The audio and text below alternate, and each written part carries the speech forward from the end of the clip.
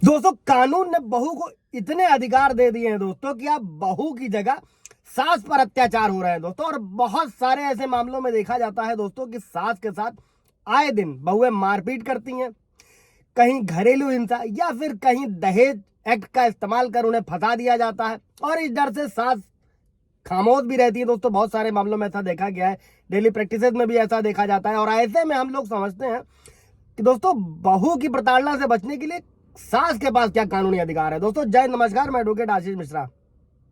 Like कर दीजिएगा, share कर दीजिएगा, सब्सक्राइब कर दीजिएगा ताकि ये इंफॉर्मेशन और लोगों को मिल सके कि सास के पास भी अपनी बहू के खिलाफ क्या अधिकार है और किन सेक्शंस में अगर बहू प्रताड़ित कर रही है तो ऐसे में सास क्या क्या कानूनी कदम उठा सकती है अपने हितों की रक्षा के लिए। दोस्तों इस मामले में सास को भी काफी कानूनन अधिकार है दोस्तों। अगर बहू सास के साथ रेगुलर मारपीट करती है दोस्तों, किसी भी तरीके से पीड़ित करती, कई सारी धाराओं में उसको हम लोग 1 बाय 1 समझते हैं। उससे पहले ये समझ लेते हैं दोस्तों कि किसी भी तरीके से देखिए महिलाओं के लिए निःशुल्क कानूनी व्यवस्था का प्रावधान किया गया है दोस्तों। तो डरने की, घबराने की बिल्कुल भी जरूरत नहीं होती है, ना ही इसमें पैसा आपका खर्च होने वाला है दोस्तों। कि अगर किसी भी तरीके से ऐसी महिलाएं सास पीड़ित हैं तो वो हर डिस्ट्रिक्ट में दोस्तों डीएलएसए का ऑफिस होता है, जिला विधिक सेवा प्राधिकरण का, वहां पर निःशुल्क न्याय प्राप्त किया जा सकता है। इसके अलावा नेशनल लीगल सर्विसेज अथॉरिटी की वेबसाइट है, वहां पर जाकर ऑनलाइन भी अप्लाई किया जा सकता है दोस्तों।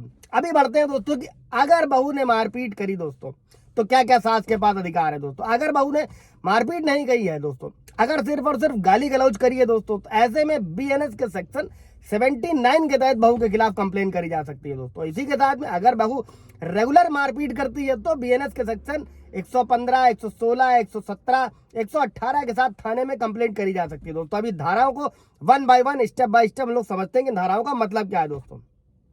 तो सबसे पहले तो 115, इसमें 1 साल की जेल या 10,000 रुपए जुर्माना या दोनों की सजा का प्रावधान है। नॉन कॉग्निबल ऑफेंस है, मतलब गैर संज्ञेय अपराध है, जिसका मतलब है दोस्तों कि इस मामले में जो भी आरोपित बहू होगी उसको जमानत आसानी से मिल जाती है दोस्तों। लेकिन इसी के बाद बढ़ते हैं 117।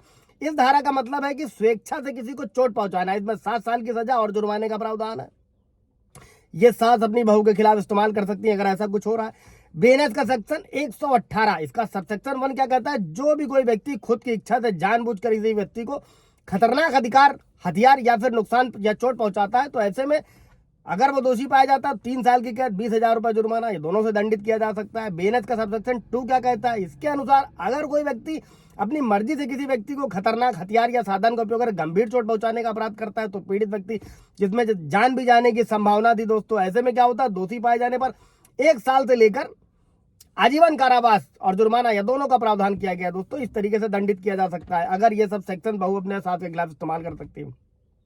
अभी बढ़ते हैं जो आए दिन होता है सेक्शन 79, कोई भी शब्द बोलना या फिर किसी स्त्री के सील का अपमान करने के इरादा, कोई इशारा करना इस सेक्शन के अंतर्गत आता है दोस्तों। इस धारा का भी जो है सास अपनी बहू के खिलाफ कर सकती है दोस्तों, और इसमें 3 साल का साधारण कारावास और जुर्माना या दोनों लगाया जा सकता है दोस्तों। ये सारे सेक्शन सास भी इस्तेमाल कर सकती है। इसके अलावा घरेलू हिंसा का केस भी जो है किया जा सकता है, उसके बारे में ब्रीफ वीडियो पूरा बना दिया जाएगा दोस्तों।